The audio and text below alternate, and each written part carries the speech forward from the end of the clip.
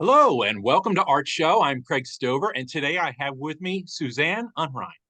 Hey, Suzanne, how are you today? Good. How are you? And Very good. Very excited for today. So I went online and selected a number of pictures of yours that I was excited to share with our audience. There we go. So I went online and I just selected not at random, but pieces that I thought were really interesting that I would have questions about. And I great. wanted to start with this picture because it is just super dynamic, super interesting and engaging. Before I ask any questions, can you tell me a little bit about this? Sure. It's called The Parade, and it's from 2017. And those the animals in that painting, this painting was sort of inspired by this trip I took to Indonesia. Mhm. And the street dogs and the monkeys that I met along the way, and Okay. they all pretty much ended up in the painting. The Okay. the monkeys, I was actually trying to sketch the monkeys, and they ended up, trying to take my pen and my pad of paper, and so I Yeah. ended up photographing them. But That's it great. I love was, when artists have memories of like that work its way into the work.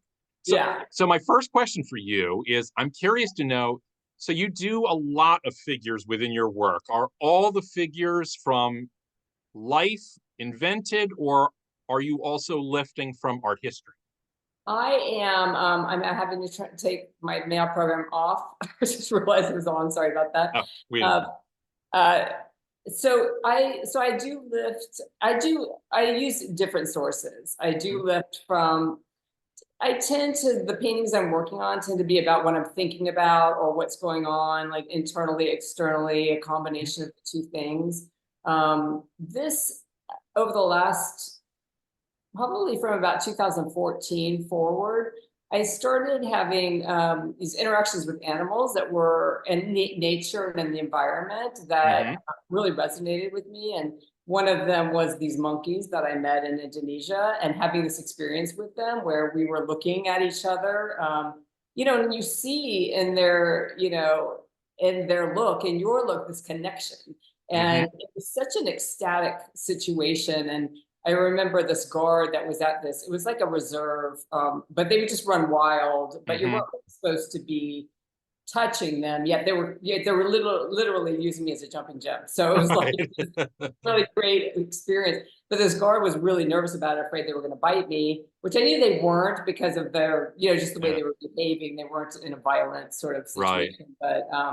But that ecstasy of that, and even thinking like, even if I got bitten, like just that feeling was so incredible that I wanted to make a painting that had Awesome. that emotional Yeah. situation.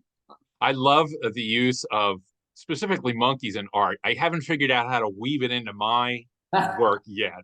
And I'm intrigued because my latest discovery is I found an etchings, one by Durr and another by Hogarth, of monkeys peeing in hats. Really, really very Being in strange. hats. Yeah, they're peeing in hats. It's Oh, very that's so strange. Yeah, I interesting. have I to would, share that with you later. But yeah, you what will. the I would reason like to see that. the reason why I ask is I see these references to the figures in poses that are very sort of art historical looking, but I wasn't sure if you were lifting or referencing or if it's just coincidence. More reference. I mean, I am inspired by Baroque and Rococo in particular, but old masters. I tend to model for myself because I want a specific pose that it's Mm-hmm. not in art history. Okay. Although when I started my interest I had been actually an abstract painter up until about 2003. I mean, I Mm-hmm. started out You, figurative, then I you went still are. yeah. Well, then I went completely abstract. Then I went back to the figure. I kind of bounced both, back and forth with both. Um, but when I did get back into the figure, it was an inspiration from. I had been doing these completely abstract paintings. There were works on paper, on clay paper, Mm-hmm. and there were these gestural marks, and then I would create them and erase them, and through that process, they became very three-dimensional. And Mm-hmm. then I was at the National History, the National Gallery in London, and Mm-hmm. I saw this Rubens painting across the room of Massacre of the Innocents. Oh, And when I saw that painting across the room, I didn't know what the painting was. And as soon as I saw it, I thought it looks so much like what I'm working on with these abstract paintings, because I Oh, couldn't, yeah. was not close enough to see what was happening. And that sort of led me to this idea of wanting to actually work with those, with old master paintings, Yeah. and abstract them and see how much emotional content I could get out of them without having all the detailing. That's And great. from there, that sort of has, Yeah. to the present. And now it's more that I still am inspired by those paintings, but there's not those actual Right. people in these paintings. So. We have to have a conversation after this because I'm doing a Massacre of the Innocents as well. Oh, you Mine's are. Oh, great. DeRosa. It's here in Philly, so Oh, great. we'll Yeah. talk about that. Yeah. So one of the things I wanted to ask is the first thing I thought of when I started looking at your work was the work of Raoul Dufay. Oh, yeah. You know, the idea that you have these colored backgrounds, but then there's the harsh lines over it. Is he like any sort of inspiration, or just no? I'm reaching. Somebody had just somebody said the exact same. I hadn't heard that actually up until maybe 6 months ago, and somebody had Really? Okay. said that. Yeah. And so somebody It's said just that. technique. It's not Yeah, content at all. right. So I thought it was interesting, and so I looked at his work. I had seen his work before, but I hadn't thought about it really in terms of my work or anything. Mm. I hadn't looked for him for inspiration. I do really love his work a lot, and it's interesting to see it, but I had not really thought about his work in terms of. Yeah, it was just the process. There was a similar process there about these grand shapes that then get defined on top of one another and gets Right. more specific. I liked. I really wanted to show this piece because I think the scale of your work it's perfect, right? I love this big sort of scale. Have you always worked this big, or is it getting bigger over time? I always want to work this big, Okay. is what I would say. When I have the space to do it, I'll do it. And I prefer the bigger the better. I mean, I would Yeah. love to work double the size, Yeah. quadruple the size, I can't, I don't always have the room to. This painting I have a residency right now in the East Village in New York, and I have this gorgeous space. And it has 14-foot ceilings. So this was an easy size for me to work in. But I actually had started this painting during COVID, like during the lockdown, and I was working in my living room. I like literally got rid of all my living room furniture. I turned it into a studio. Awesome. And I ended up making this painting. I actually put it on one wall, and then I had it on two. It was wrapped around two walls because I didn't have the room for it on one wall. But I couldn't get far back enough from it, so I rolled it up a couple of years ago. And then when I got this residency, I thought, oh, I can't wait to get that painting back out. Get back out again. So well, the size, I love the size because it really allows for the bigger gesture. That confidence of line is able to really move when you're using your whole arm. Yes, exactly. And that's what I think it really makes the shape. This is the opposite. I mean, I had to dig down to find this, but I really love this. We should have brought it first to talk about the monkeys. But this is a much smaller piece, but you still are able to have that confidence of line in the drawing, which I really like. Oh, thank you. Does it always start with drawing for you? No, it's sometimes I'll do sketches that will end up working in a painting, and then sometimes I'll just start a painting, and any sort of drawing, I'll just draw with the brush. I won't draw with the pencil or anything. Sorry, the allergies are killing me these days. In this case, I think this was one of the drawings I did on those monkeys in Indonesia. I don't know. I don't think it ever ended up in a painting that I remember. However, but sometimes when I work on really large on the paintings, and then I get a little messed up and I'm not sure where I want to go, I'll go back smaller again, and I'll work on paper. I'll work with gouache. I'm sorry.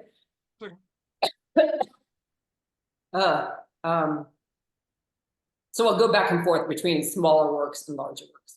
Well, speaking of going back and forth, this is the last piece I wanted to show. I noticed that there are some paintings that are made with oils and some with acrylic. Was that just a transition that I missed, or do you flip back and forth?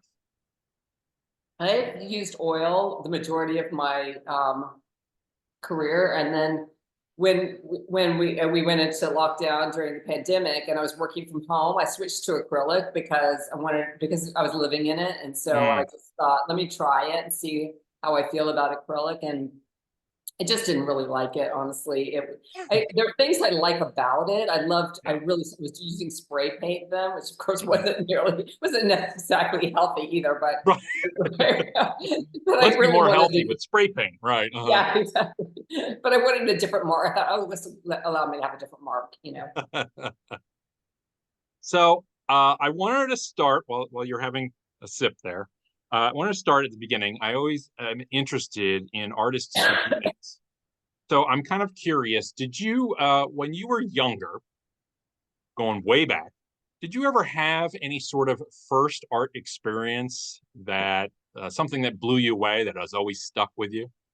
Well, so I grew up in Florida, Uh, in Central Florida, where uh-huh. there was no museums to speak of. And so my first experience with art at all was this game called Masterpiece. Do you remember this game? Oh, I have Masterpiece. Do I love you? that game. Yes, I Oh do. my, can you still get that game? On eBay. Yeah. Oh my God. So that was my first foray into like, this is what art is. And we would play it, my family would play, my mom and my sisters Uh-huh. would play it. And I thought, oh my God, this is incredible. Like I just couldn't get over Right. everything that was considered painting, Yeah. from, I remember Grant Wood's, Yep. And then they had a painting. Pollock, I think, and a Yeah, I think there was yeah, a Franz Klein in there. yeah, yeah, And yeah. so that It's was been a my couple of years, first, but yeah, I love that. That's a great answer. That's yeah. fantastic. So, flash forward a little bit.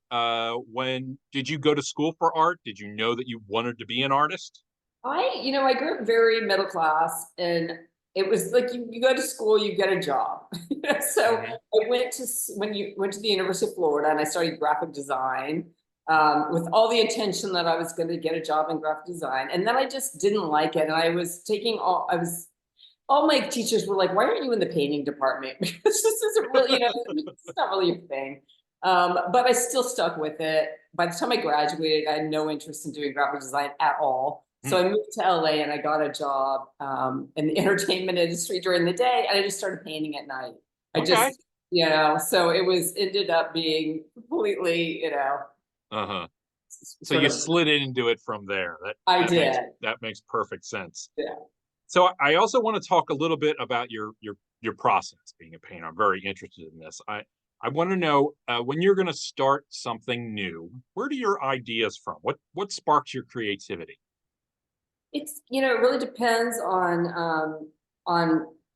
on the day, really. I mean, it could be anything. It may be something, it might be an emotional thing that I want to get across, or it could be like a psychological thing, or even the idea of shifting psychological states. If I'd noticed that, something say So in a, it really comes from within.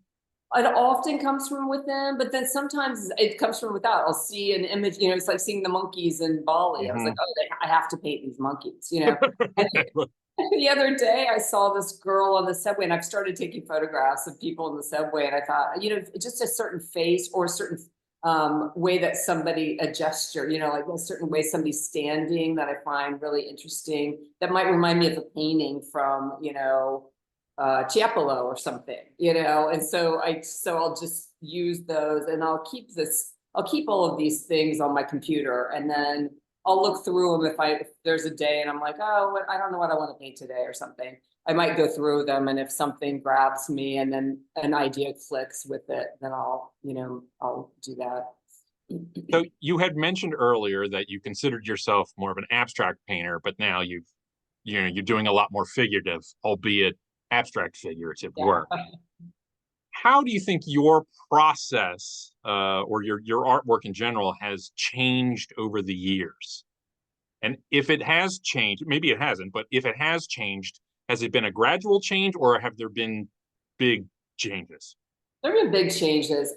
When I started out, I'd say my biggest inspirations out of college, and or during college art history classes, was German expressionism and old master painting, Baroque, mostly Baroques, very emotionally driven. Oh yeah, all that Um, busyness, love it. right, all that, and major drama going on in both Hmm. cases, really, and then the abstract expressionists of the 50s and 40s, 50s, I guess.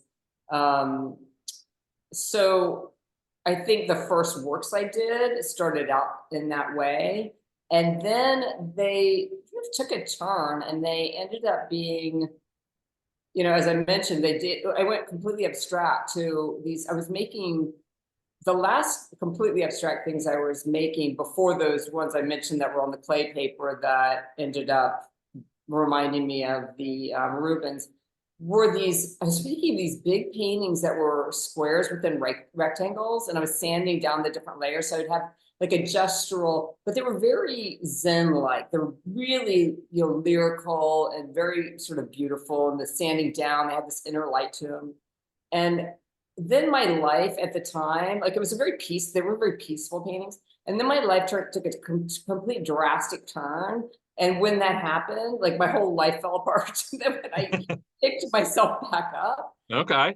that is when these paintings started occurring. The ones that are more inspired by the Baroque, and the ones where I was working on these gestural and then erasing and creating, and they were um, much more emotional, and they were much more immediate, had a more visceral sort of a feel to them. Well, these next questions I had later, but I really want to get to them and make sure. I want to talk a little bit about color, Yeah. because I think you're a colorist, like I am. My first question is when you're going to approach your work, do you plan out your color palette ahead of time, or does it happen in the moment? In the moment. Is it always that way? I try not to have it be that way. I try to plan it out, but then Okay. it just ends up changing as I'm working. Then Yeah. I just end up going, yeah, no, I think this is the color that this makes more sense to me, or it's how I'm feeling. And then that changes all the other colors. So, it ends up, Well, uh, specifically, I'm kind of curious. You do something I do, which is the outline of the figure is not in black, but in a color. And I noticed that sometimes when you're doing that mid-figure, you'll change colors. yeah. Is that your subconscious doing that, or are you actively doing that? I think sometimes it depends. I mean, sometimes I'm also starting with a color. Like sometimes I'm starting with, I often start with large underground colors. Right. And then I'll work the line on top of it. Then I'll erase some of that underground color. And then I'll work that, I just kind of go back and forth between those Hmm. two things. And so maybe I'm starting with that. And then I'm thinking it's just like a feeling that it's too much of that color or something. And I think, oh, I don't want you to, and also don't maybe want you to see the whole figure as a figure when you first see something. Or I Right. don't want to see it myself, really. I'm not really thinking about my audience and thinking about, thinking, oh, that's too much information. And so Hmm. they'll switch it up. Or I'll have erased part of it. And then when I switch it up, I decided I prefer a different color this time around. So to me, your pictures look as if there's not really correction on them. Because the outlining, isn't lost through the underpainting. So I'm kind of curious, is your process, does it always involve correction and changes during the process? And Pretty much. you're just really good at hiding it? Yeah, I'm good at hiding it. Okay, well, I'm good at hiding it. that's I that's mean, I awesome. will erase whole segments. Yeah. Yeah. That Do I you ever do. get to a point in your paintings when it's just not working? Have you ever abandoned artwork? Oh, for sure. Yeah. Yeah. Absolutely. Okay. That seems like a dumb question to Absolutely. ask. You had mentioned something just a little while ago about audiences. I want to talk about audiences. When you're making a work, do you think about your audience at all, or is it all for you? I don't think so. I think the only time I might is when I have an upcoming studio visit or something. I might be thinking like, do I try to finish this one? All right. Or do I, or do I start working on this one or whatever, Uh-huh. in that way I do. If it's something immediate coming up. But if there's not, then I don't.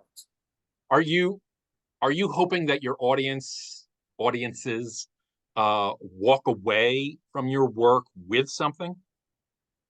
It's an interesting question. I would hope I try to create work that's really joyful and beautiful, and I want it to be an uplifting experience. It doesn't necessarily turn out that way a lot of the time. I Mm-hmm.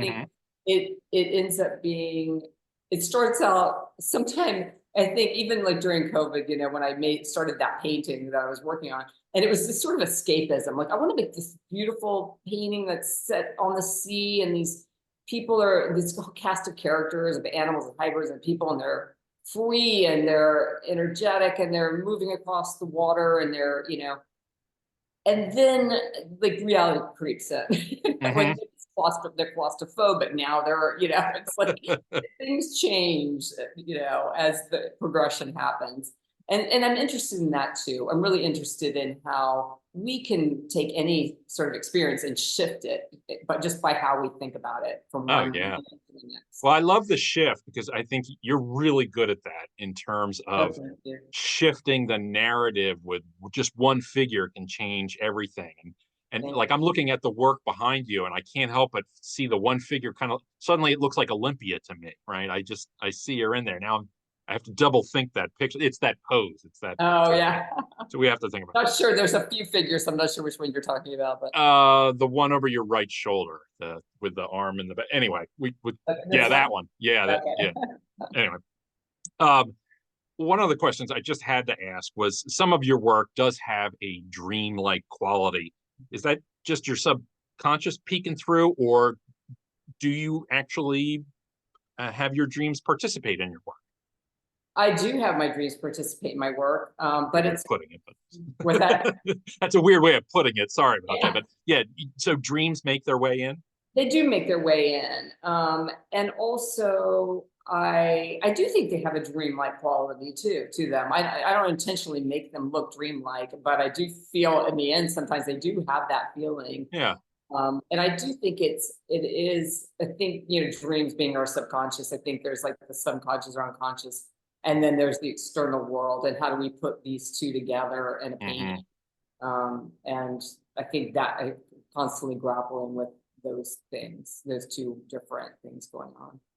Well, as an audience member, what I appreciate is the fact that your paintings don't give it up right away. I got to sit and search and look and think about them, which is great because I think, I see a lot of art being made nowadays and it's like there's no thought involved whatsoever on either the viewer or the When maker's you're part. looking, yeah, Right. But now with yours, and the dreamlike quality is that, I can focus on one part, but the rest of it still has a haze around it, kind of like a yeah, dream does. yeah. Anyway, I see a lot of your work as being done in layers, which to me is also a very printmaker way of thinking. Mm. Do you do printmaking? Has that ever? I would love to do printmaking. I have not done printmaking since I was in college, Okay. at one point I took a printmaking class, which was like all the different things you could, you just took Right. did a little bit of everything. And I thought, oh, I'm going to start doing this. And then I just never did it again. It's just not enough time in the day, but I would love to do it Yeah. again. I have a lot of painters that I talk to, and they say the same exact thing. And my Yeah, answer is what you need is a master printer exactly. to work with. So you say, okay, make this, then they do it, kind of a thing. Exactly. So, That's because what I I would would love to love to do. see editions of your work. I Yeah. think it would just be extraordinary. I like So, the idea also of like having I would love to do a print where I could then paint on top. I could oh do yeah, and do like say 10 of the same couple figures and then do yep, painting. I think that would be so fascinating, fun to yeah. do because I'm Picasso constantly did that going, late in his life. yeah, I'm constantly going, oh, I wonder what it would look like with this, Right, another version, another Right. version. Of course, a lot of people nowadays would say, "Oh, well, you can do that in Photoshop, with those layers and change it Oh, and then true. print them out." But there's Yeah. nothing quite like paint on paper or something. Right. So printmaking is one. Sculpture, photography, dance, anything like I that. I run. Poetry. Okay, I only run if I'm being chased, so I understand. No, I actually made some films back in the day. I've made little films before, and I did photography, and which I was interested in both of those things, but I haven't done that lately. More Okay. drawing and painting now. I would love to do sculpture. Also, another one of those things I'm on my list of things to do at some point. I would like to do. I would love to do. I would love to carve wood. I love wood carving. And I would love, I mean, like big made, big with a, chainsaw. I think that would be really Okay. such a Maybe great, you can combine them right. with printmaking and sculpture by making woodcuts. Right. Yeah. So then you I could think do, woodcuts would be fascinating too. yeah, But again, I would like a master printer. right. I'll come down. I'll join you for that. Okay, good. When you're working on a work and you're deep into it, are you in the zone and tuned out, or are you 100% tuned in? I'd say it goes back and forth. Oh, okay. I try to work when I'm actually at the canvas. I try to work with a great amount of speed so that I can make instinctual marks before I think too much about it. And then I'll do that for a while. Then I'm completely in the zone, and then I'll back off and I'll look at it and I'll see, okay, and then I'll take some turpentine to it too.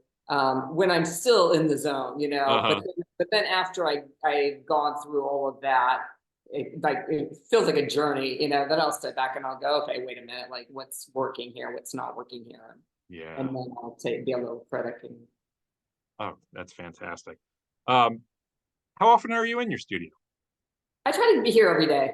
Really? Good for you. Mostly because I have this great residency, this great studio, and I just want to be able to make the most of the space, because it's hard to get this size space in New York. Are there always artists that you like to look at for inspiration, or are you looking at all artists, or do you have a couple of go-tos? That's an interesting question. I would say I look at all artists. I mean, I like to, as everyone, go on Instagram and like to see what's coming up and what might be interesting. There's certain people that I really love, and if they have a show coming up, I'll make sure I see it, and I'll say, oh, I got to go see that show because of, what I'm interested in what they're doing. Right now, like there's a show of Rita Ackerman's work at Hauser and Wirth. Oh, yeah. She actually did printmaking. She did some prints where I think she took the same figure and did some painting. But I like, because I've been separating my drawing and my painting and these last few paintings, and she does that so well that I was curious to see how she does that. And it's so beautiful, That's great. So we have time for just one more question. Flies by quick, doesn't it? It does. I'm so. I thought, what am I going to talk about? Yeah. So final question. Ask every artist, what does making art do for you? Good question. I feel like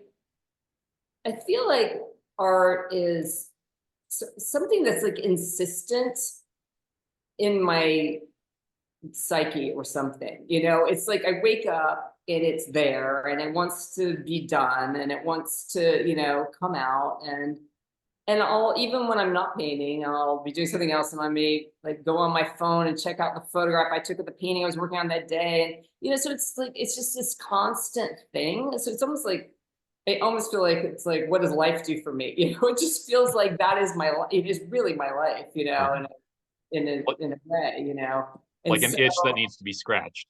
Yeah, it is. And so I guess it's the way I'm looking at life, and it's the way I look through painting at life. And I look at life and see painting all the time. I'll be on the subway and I'll see a person and they become a painting, and it's like, oh yeah, take that. Yeah, or not even just that, but like I'll see some and I'll like literally visualize their nose being green and their, all that kind of stuff. Yeah. Yeah, it's not everybody that can do that, so I appreciate it. Oh yeah. Well, and also when I go running, it's funny because I run by the river, and out of the corner of my eye, I'll often think I see figures that are in my painting. Like a centaur. Like is that a centaur? And of course, it's like, no, it's not. Right. It's just centaurs. But it's just funny. But it's funny how that ends up sort of with you. It's amazing what your brain can do. It really is. Yeah. When you let it fly. Yeah. Suzanne, I can't thank you enough for coming by and talking to me today. It was a real pleasure talking to you. We have Thank you so much much. more to talk about now, but Yeah. I can't thank you enough. And I also want to thank everybody who tuned in to watch ArtShow today. We love your support. Of course, like and of course, subscribing really helps push ArtShow forward if you want to see more.